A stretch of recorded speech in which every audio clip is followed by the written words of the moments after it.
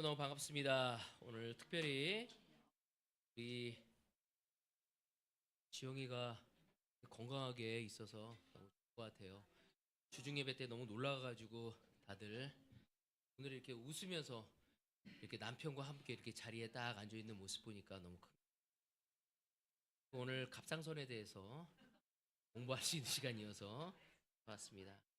때로는 우리의 삶에 있어서 생각지도 못하는 많은 어려움이 왔었을 때 왜인가라는 생각을 하면서 어려움을 느낄 때가 일비제 우리의 삶에서 이루어질 때가 있습니다. 근데 우리가 한 가지를 생각해야 할 것은 우리가 주님이 아닌 삶에서 그런 어려움이 생겼다면 더 큰 고난이고 역경이지 않았을까 합니다. 그래서 주님 안에서 우리가 그런 어려움을 겪기 서로 격려하고 또 주님이 또 새로운 길을 인도하신다는 걸 알고 있기에 우리는 참 소망을 갖고 있는 존재이기에 너무 큰 은혜를 받은 생각을 하게 됩니다. 우리에게 또 성찬의 시간을 통해서 주님의 은혜가 우리에게 얼마나 그렇게 강하게 우리의 삶을 인도하고 있는지를 알려준 우리 김경화 자매에게도 감사의 박수. 아멘. 그래서 우리 태화가 좀 갑상선으로 너무 고생을 많이 하고 있는 것 같아요. 너무 안타까운데 많은 격려와 위로를 주면서 함께 우리가 극복해 나갈 수 있기를 바랍니다. 진짜 저는 요즘에 관절력 이게 늘어난 것만으로도 너무 힘들어요. 이게 늘어나서 그걸 빨리 나으려고 이렇게 좀 운동을 했더니 또 무릎이 막 붓는. 그래가지고 막 이 무릎이 부었어. 그래서 이 무릎이 부니까 이제 오늘 아침에는 발목이 부어 있대. 그래서 물어보니까 이게 하나가 여기 신경 쓰니까 이 무릎 막 붓고 그다음에 그래서 야, 몸에 한 군데가 고장이 나면은 이게 다 제가 이제 4, 50대가 많다 보니까 이 꺾이는 이 시점이라서 하나님이 우리의 몸에 대한 겸손함을 가지고 가야 한다는 걸 알려주시지 않나라는 생각이 들어서 이런 조금 이렇게 불편함을 느끼고 깨달음을 갖고 나갈 수 있으면 다시 한번 하나님께 감사하면서 우리 건강한 몸을 가져가시도록 합시다. 아멘. 아멘. 오늘 제가 여러분과 나누고 싶은 제목은 조화입니다. 조화. 조화가 뭐냐면 하나님이 정하신 경계 속에서의 조화를 우리가 살아가는 것이 얼마나 필요한지를 오늘 여러분과 나누고 싶습니다. 오늘도 여호수아 제가 지난번에 콰이타임 했던 그 내용을 가지고 여러분과 오늘 말씀을 나누고 싶은데 이스라엘의 아주 특별한 조직 구조가 있습니다. 이스라엘은 그게 뭐죠? 아주 특별한 조직 구조가 있죠. 제사장이 도 있습니다. 맞아요. 또 예? 예, 선지자와 예언자도 있죠. 또 맞아요. 12지파죠. 사실은 그 이스라엘에게 있어서는 이 지파 공동체를 통해서 하나님의 질서와 조화 그리고 경계에 대한 것들을 너무나 놀랍게 이 구약을 통해서 우리에게 설명을 하고 있습니다. 그래서 오늘 이 시간은 이 지파 공동체를 통해서 하나님의 질서와 조화 그리고 경계에 대한 묵상을 하는 시간을 같이 갖기를 원합니다. 이스라엘은 단순한 어떤 민족이 아니라 야곱의 12 아들의 후손들로 구성된 혈연 공동체였습니다. 이 공동체는 나라가 그 왕정으로 전환되기 전까지 이스라엘을 아주 지탱하던 굉장히 중요한 기반이었죠. 이 12지파가. 그래서 이 지파들이 서로 상의를 하고 논의를 하면서 합의하면서 살아갔던 그 하나의 공동체로서 어떤 정체성을 가지고 있는 그 민족이 바로 이스라엘이었습니다. 그래서 오늘 제가 여러분과 나누고 싶은 것은 하모니, 함께 조화를 이루며 주님의 세워놓은 그 은혜 속에서 조화를 이루면서 살아가는 삶에 대해서 이야기를 나누고 싶습니다. 오늘 본문 구절은요. 여호수아 18장입니다. 18장을 보면은 이 베냐민 지파가 제비를 뽑아서 땅을 분배하는 장면이 나옵니다. 굉장히 흥미로운데 18장 11절에 보면은 첫 번째로 베냐민 자손 지파의 각 가문의 몫을 결정한 제비를 뽑았다. 이제 5지파를 하고 있는 7지파를 이제 하나씩 해 나가고 있는데 제비로 뽑은 땅의 경계성은 유다 자손과 요셉 자손의 중간이었다. 이들이 받게 될 그 몫의 땅은 어디였다고요? 유다 자손과 요셉 자손의 중간이었다고 얘기하고 있어요. 유다 지파는 어떤 지파였어요? 굉장히 강력한, 가장 강력한 지파였습니다. 12지파 중에서. 그렇지 않습니까? 그럼 이 요셉 지파는 에브라임과 므낫세가 있는 집이에요. 거기는 굉장히 영적인 리더십을 가진 아주 지파였습니다. 그러니까 두 강력한 그 지파 사이에, 믿음의 형제들 사이에 베냐민 지파가 위치하게 된 겁니다. 이건 단순한 어떤 위치 문제가 아니라 하나님의 배려였고 보호의 자리에 있게 된 거죠. 그러니까 가장 강력한 지파와 가장 영적 리더십을 가진 지파 그 사이에 있었다는 것은 하나님이 보셨을 때는 그 베냐민 지파에 대한 배려와 그리고 보호를 하기 위한 것이었습니다. 신명기에 보면은 그런 내용이 좀 나와 있습니다. 신명기 33장에 보면 모세는 이렇게 베냐민 지파를 축복하게 됩니다. 베냐민 지파를 두고서 그는 이렇게 말하였다. 주님께서 사랑하시는 베냐민은 주님의 곁에서 안전하게 산다. 뭐라고요? 베냐민은 주님 곁에서 안전하게 산다. 주님께서 베냐민을 온종일 지켜주신다. 베냐민은 주님의 등에 엎혀서 너무 놀라운 축복 아닙니까? 주님께서 베냐민 지파를 너무나 사랑해서 주님 곁에서 항상 안전하게 살게 하시고 온종일 지켜주시고 등에 엎여서 한다는 이야기를 하고 있습니다. 이 이야기를 베냐민이 들었을 때 얼마나 큰 축복. 여러분, 성경에서 말하는 좋은 땅, 좋은 집이란 비싼 집이 아닙니다. 넓은 집이 아닙니다. 하나님께 가까운 곳, 예배하기 좋은 곳, 가족 모두가 신앙생활을 하기 좋은 곳. 우리가 한번 생각해 봐야 합니다. 우리는 좋은 집이 어떤 집인지, 집값이 마구 솟는 집.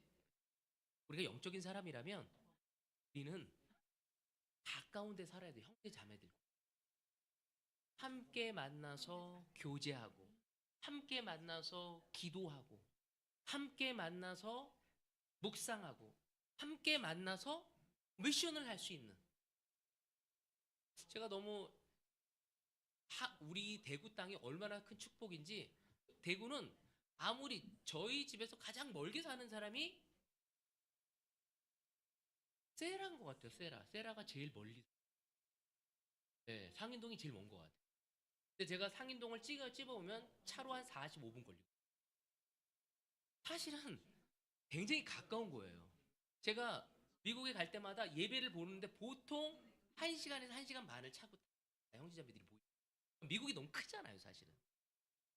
심지어 그 아주 제주도보다 작은 땅을 가지고 있는 나라 싱가폴도 예배를 보기 위해서 1시간을 타고 있거든요. 엄청 멀어요. 끝에서 그 끝에 있거든요, 사실은 교회. 그래서 그 근처에 사는 사람도 있지만 멀리 사람들은 1시간을 타고 오는 거야. 근데 우리 대구는 너무 가까워.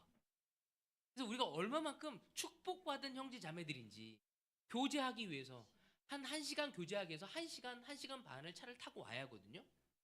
제가 우리 집에서 우리가 이제 그 범어의 동에 살다가 이제 저쪽 그 동대구역으로 갔거든요. 그래서 우리 상창이 보러 제가 가려고 하면은 저번 주에도 니탈마로 가는데 자전거 타고 가면은 10분이면 갑니다. 네. 그 비 오는 날 걸어서 갔더니 한 30분 걸리더라고요. 그때 걷고 나서 무리. 하여튼 중요한 건 뭐냐면 그만큼 가까운 데서 우리가 살 수 있다는 거. 그래서 우리가 얼마나 큰 축복받은 땅인지를 이해해야 합니다. 베냐민 땅에 예루살렘에 들어선 것은 우연이 아닙니다.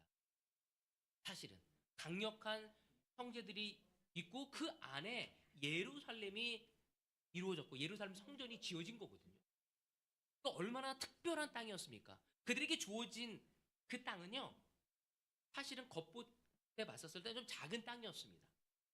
그렇지만 주어진 땅은 굉장히 안전하고 영적인 축복을 받은 땅이 이 베냐민 지파가 받은 땅이었어요. 여러분, 우리의 삶도 마찬가지입니다. 크기나 조건보다 하나님이 계신 곳, 은혜가 흐르는 자리에 머무는 것이 복인 줄 알아야 돼요. 여러분, 사실 우리가 진짜 감사해야 하는 것은 우리가 이 대구 땅에서 여기에서 이 고산 동에서 우리가 예배를 드리잖아요. 근데 한번 생각해 보세요. 우리 재욱이가 예천에서 예배를 보기, 우리 선영이가 창원에서 여기서 예배 보러 온다는 거예요. 그래서 선영이한테 계속 선영아 일로 이사 와. 내가 너 그 창원에 뭘 빛 보겠다고 거기 있는 거니? 내일 와 오라고 얘기를 많이 하고 있거든요. 여러분 진짜 우리는 확신을 해야 합니다. 하나님의 은혜 속에 있다는 거. 제일 축복에 있는 땅은 상호야. 상호가 제일 가까워. 제일 가까워서 언제든지 여기서. 그래서 아침 기도 모임도 여기서 제일 꼬박꼬박 와서 열심히 하고 있잖아요. 여러분 하나님과 가깝고 형제자매들과 가깝고 함께 교제하며 미션할 수 있는 그 지역이 우리에게 축복된 곳입니다. 안타깝게도 이 베냐민 집회는 이 복된 자리에서 조화보다는 대립을, 감사보다는 시기와 질투를 택하는 모습을 보게 됩니다. 와, 너무 놀랍다. 양쪽에 그 강한 그 지파들이 있으면서 우리를 지켜주고 거기에 예루살렘에 쓰고 안전한 곳이었는데 그들은 그렇게 생각하지 않죠. 창세기 49장에 보면은 야곱이 베냐민 지파에 대해서 이런 예언을 합니다. 왜냐면은 물어뜯는 일이다. 아침에는 빼앗은 것을 삼키고 저녁에는 움킬 것을 나눌 것이다. 왜냐면 뭐라고요? 물어뜯는 이리에 비유했습니다. 그의 성품은 사실은 역사 속에서 그대로 나타나진 모습을 사사기를 통해서 우리는 계속 보게 됩니다. 19장에서 21장에 보면은 그 베냐민들이 굉장히 어리석은 우를 범하게 되어져요. 여러분 기브아 사건을 압니까? 예. 이 기브아 사건이 뭐냐면 사실은 레위인이 그 첩을 뒀어요. 그것도 굉장히 큰 문제죠. 사사기 때는 굉장히 문제가 많거든요. 근데 이 베냐민 지파의 땅에서 이 레위인이 들어갔었을 때 자기 첩하고 그 첩이 사실 거기서 굉장히 능욕을 당하고 살인을 당하게 돼요. 그래서 나머지 그 지파에 있는 사람들이 그것을 올바르게 해결하기 위해서 정의를 실현하고 회개를 할 수 있도록 그를 그렇게 불량배들을 보내달라고 이야기해요. 베냐민 지파가 오히려 그들을 내놓고 그들이 회개할 수 있고 하나님 올바로 쓸 수 있도록 하기보다는 오히려 어떻게 하냐면 맞아요. 싸워요. 야, 너희들이 뭔데 우리 베냐민 지파를 내놓으라는 거야. 그래서 나머지 지파들이 그 베냐민 지파를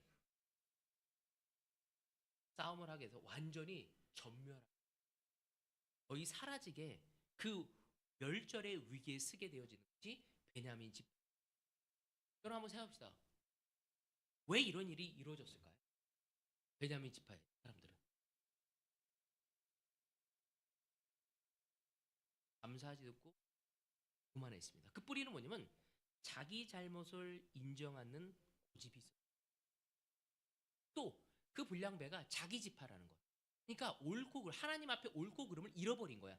내 아내니까, 내 아이들이니까, 내 남편이니까 잘못됐는데도 불구하고 하나님의 입장이 아닌 그들의 입장이 되어서 덮으려고 했던 거예요. 그래서 잘못을 인정하는 게 자기 지파에 문제가 있는 것처럼 느껴진 것이었어요. 자존심을 지키기 위해서 하나님이 만드신 그 아름다운 조화, 그 공동체의 조화를 깨뜨리는 태도를 갖는 게 바로 베냐민 지파들이었습니다. 작은 자존심을 지키기 위해서 더 큰 하나님의 질서와 그 공동체를 깨뜨리는 일이 그들의 삶에서 이루어진 거였죠. 우리도 한번 생각해 볼 필요가 있다는 거죠. 우리도 작은 자존심 때문에 오히려 하나님의 질서와 그 공동체를 깨고 있지는 않은지. 하나님은 우리에게 자기의 경계를 지키는 법을 가르치고 있어요. 내 책임의 선을 지키며 내 죄를 인정하고 회개하는 사람에게는 하나님은 늘 뭘 베푸죠? 자비와 십니다. 근데 어느 순간 우리가 이 베냐민 지파처럼 다른 사람하고 비교하는 거죠. 준호가 왜 나보다 더 잘생겼지? 경아가 왜 나보다 더 예뻐? 수영이가 왜 나보다 더 잘 살지? 쟤 제일 막내 아니야 우리 교회에서? 여러분 왜 이렇게 축복을 계속 주는 거야?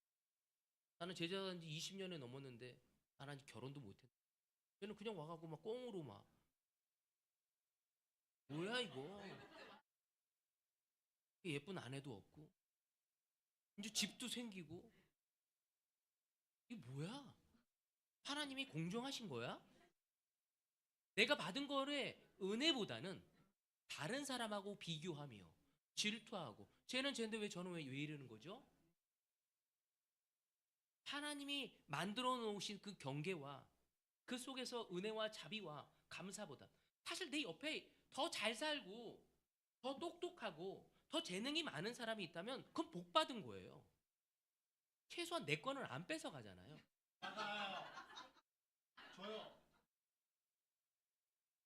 그런데도 불구하고 우리는 질투와 시기를 하거든요.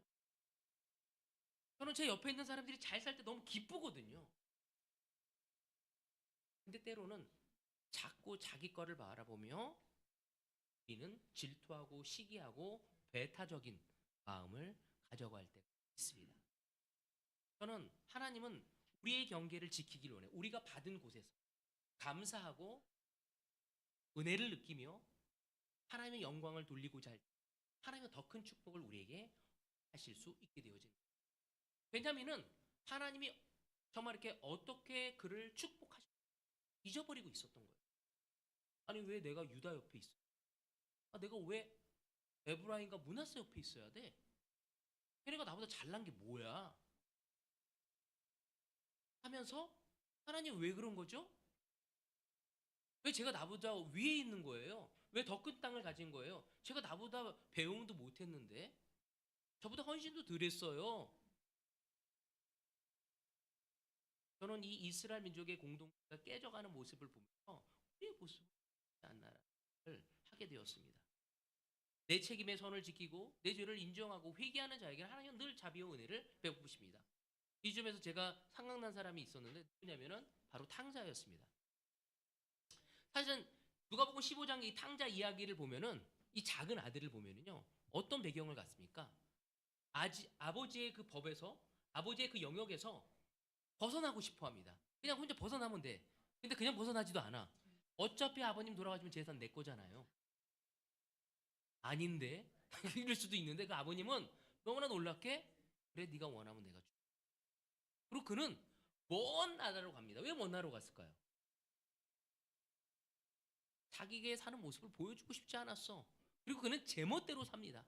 그리고 아버지의 재산을 흥청망청 유산을 다 써버리게 됩니다. 여기 15장 17절에 보면 이렇게 나옵니다. 그 탕자가. 그제서야 그는 제정신이 들어서 비참해졌었어. 내가 얻은 것이 다 하나님한테, 아버지한테 얻었다는 걸 알게 된 거예요. 내 노력으로 얻은 게 아니었구나. 그것을 다 잃었을 때 비로소 깨닫게 되는 거예요. 내 건강, 내 관계, 내 재산, 그 모든 것을 잃어갔었을 때 이렇게 얘기합니다. 내 아버지의 그 많은 품꾼들에게도 먹을 것이 남아도는데 나는 여기서 굶어 죽는구나. 이걸 제가 이걸 보면서 했어요. 그가 돌아오게 된 계기가 뭡니까? 회개도 아니었고 배고픔도 아니었고 뭐였냐면 아버지에 대한 기억이었어. 아버지 옆에만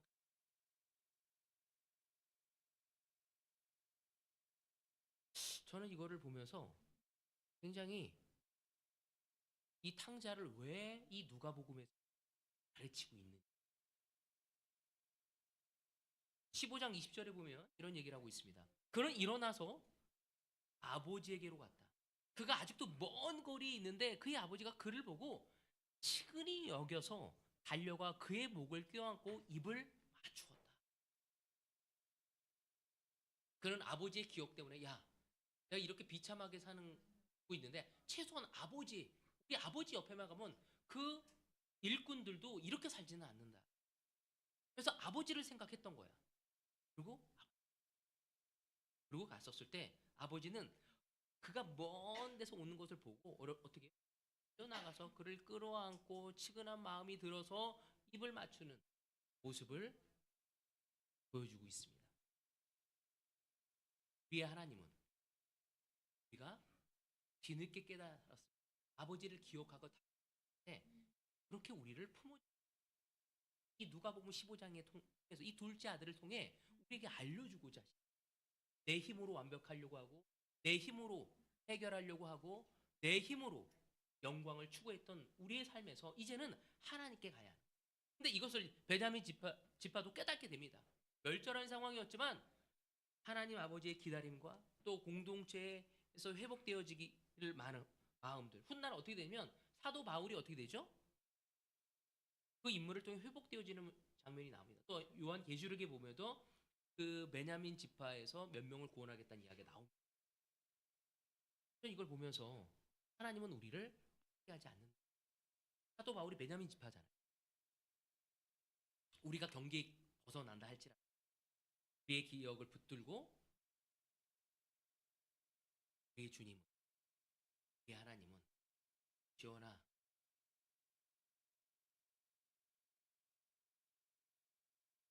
지나 내가 너를 하고 안아주시는 분이 예? 여호수아 18장 12절에서 20절 제가 보지는 않겠지만 여기에서 여러분 읽어보면 베냐민 지파의 아주 정확한 경계를 그 내용을 읽어보면 땅이 되게 좁습니다. 거기에는 산지도 있고 평지도 있고 물이 있고 황무지도 있어요. 저는 그 구절을 읽으면서 우리 인생과도 좀 비슷해요. 우리 인생도 슬픔도 있고 기쁨도 있고 고난도 있고 은혜가 섞여 있는 인생. 하나님이 베냐민을 축복할 때 정말 등에 업고 그를 보호할 것이고 그에게 축복을 주겠다고 했었을 때 그 작은 땅에 여러 가지를 다 주셨어요. 하나님이 우리를 사랑하지만 우리 인생에는 슬픔도 있을 거고요. 고난도 있을 것입니다. 근데 그 가운데 하나님은 슬픔을 기쁨으로 바꾸실 것이고 그 고난을 은혜로 바꾸시는 역사를 우리 삶에서 지속적으로 이루시는 분이 우리의 하나님이시라는 것을 우리는 근데 때로는 우리가 생각할 때 늘 축복만을 기다립니다. 마치 우리가 예수 그리스도를 찾았었을 때 내 인생이 8차선 대로처럼 빵 뚫리기를 원할 때가 있다. 그 뻥 뚫리는 길을 갈 때도 있지만 좋은 길을 갈 때도 비포장 도로를 갈 때도 있죠. 중요한 건 도로가 어떤지가 아니라 누구와 함께 가느냐가 더 중요하다는 것을 하나님은 우리에게 알려주고자 하십니다. 우리가 그 경계 안에 거할 때 주님이 말씀하신 그 경계 안에서 하나님이 주시는 평안과 복을 누려갈 때 우리는 더더욱 성장하게 될 것이고 주님 안에서 행복을 누릴 수 있을 것입니다. 주님은 우리 각 사람에게 다른 경계와 다른 역할과 다른 사명을 주셨습니다.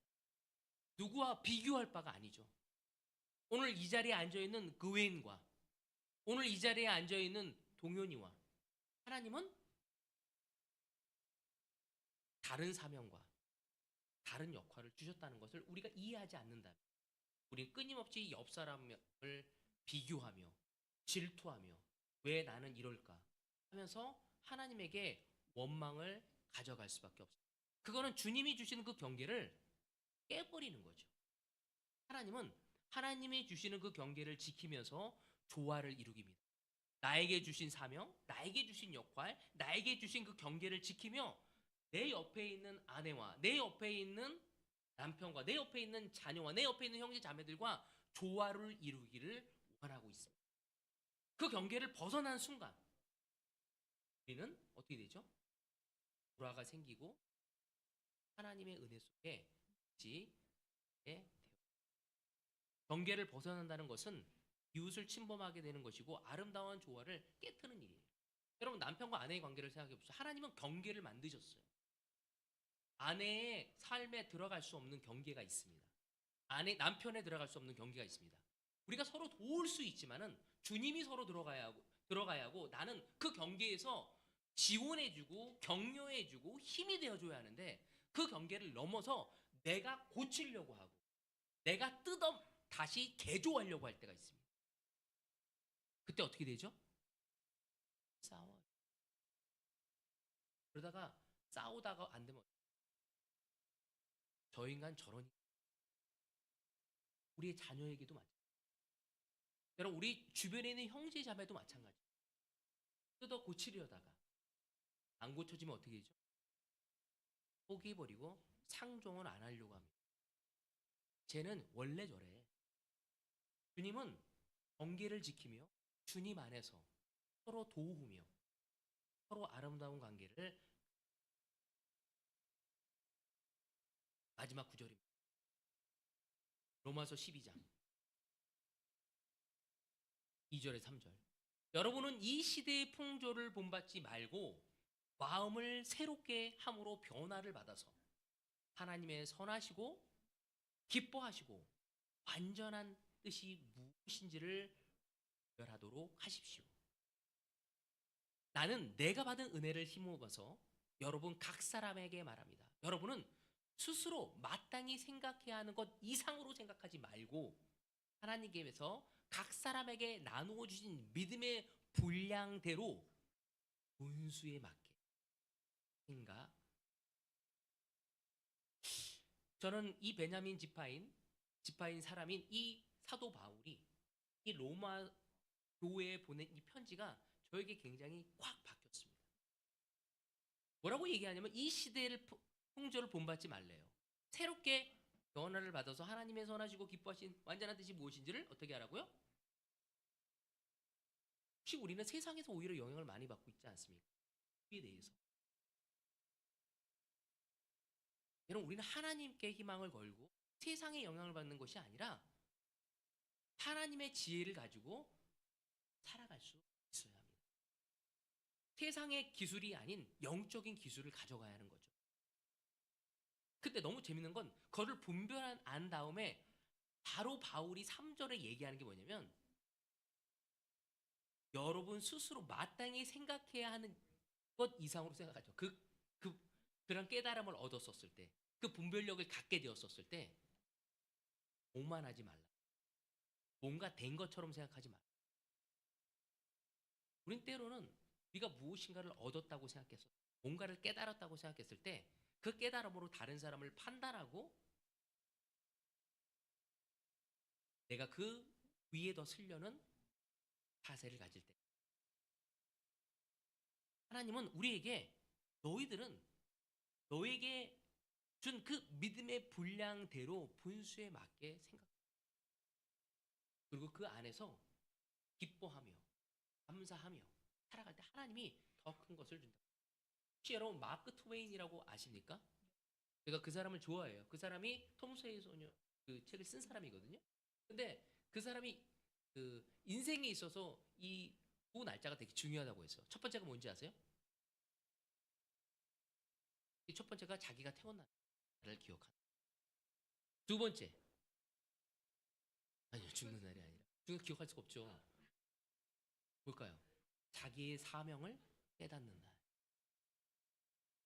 저는 그 이야기가 너무 마음에 와닿았었어요. 내가 태어난 거 하나님의 은혜구나. 사명을 깨닫는 거. 내가 왜 이 자리에 있는지. 그 사명을 깨닫는 거. 어쩔 땐 그리스도인이면서도 그 사명이 뭔지를 모르고 헤매는 사람들이 있습니다. 오늘 사도 바울은 너희들이 세상의 풍조에 본받지 말고 그 변화를 받아서 그 분별력을 얻었었을 때 그 깨달음을 얻고 분수에 맞게끔 도우며 함께하며 살아갈 수 있어야 한다는 거예요. 바울은 갈라디아에서도 그런 얘기합니다. 갈라디아서 6장 3절에 보면은 그런 얘기를 하고 있어요. 그 윗구절은 뭐죠? 누군가 잘못이 들어섰을 때 온유한 마음으로 여러분은 가서 그를 어떻게 하라고요? 맞아요. 바로 잡아주라고 해요. 바로 잡아주라는 뜻의 그 헬라어를 찾아보면은 한 번 도와준 게 아니라 우리가 그 뼈 같은 거 교정 받을 때 계속적으로 조율하면서 계속 하잖아요. 그런 의미거든요. 한 번 도와주고 끝나는 게 아니라 끝까지 함께하며 그가 그것을 다 잡을 수 있도록 도와주는 거예요. 함께 끌어주는 거죠. 그래서 그가 다 잡혀가는 거예요. 내 옆에 있는 아내가, 내 옆에 있는 남편이, 내 자녀들이, 내 주변에 있는 형제자매들이 나의 조언과 나의 친절과 나의 믿음으로 변에 대한 모습을 가졌을 때 바로 이어서 나오는 게 뭐냐면 아무것도 아니면서 무엇이 된 것처럼 생각하면 잘못된 것이라고 이야기. 이 모든 것은 누구에게 온 거라고요? 내 인생이 여기까지 온. 이 교회가 여기까지 온 건 하나님 때문인 거죠. 이 교회에 정말 너무너무 큰 공로가 있는 사람이 누구? 우리 조성아 자매자.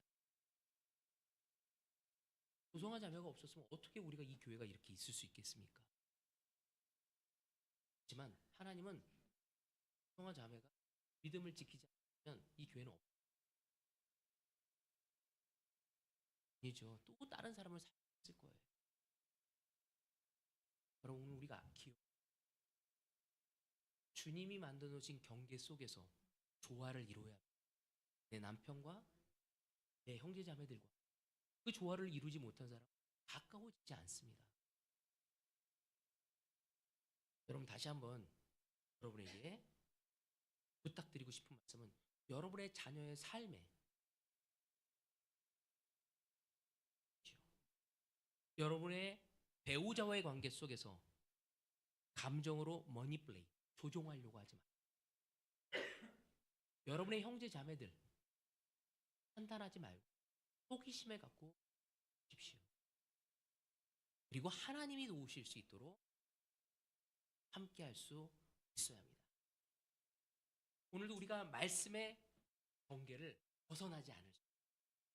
때로 우리가 말씀보다 우리의 생각과 우리의 경험이 앞설 때가 많습니다. 우리 말씀의 경계 속에서 가야 합니다. 탕자처럼 베냐민처럼 그 말씀에서 멀리 가는 것이 아니라 멀리 갔다 할지라도 다시 한번 기억을 붙들고 말씀의 자리로 예배의 자리로 회개의 자리로 돌아갈 수 있는 여러분 조화는 경계를 지킬 때 하나님이 이루시는 은혜입니다. 우리가 조화를 우리의 힘으로 할 때는 이루어지지 않습니다. 하지만 하나님의 경계를 지킬 때 그 조화의 은혜로움이 우리의 삶에 있습니다. 우리가 베냐민 지파처럼 작은 땅이라도 하나님의 은혜가 깃든 자리에서 감사하고 조화롭게 살아간다면 하나님은 더 큰 축복과 은혜 속에서 우리를 여러분 우리에게 맡겨주신 사명 우리의 경계가 무엇인지를 깨닫고 주님의 질서 속에서 우리가 주님의 뜻을 이루어갈 수 있는 형제 자매들이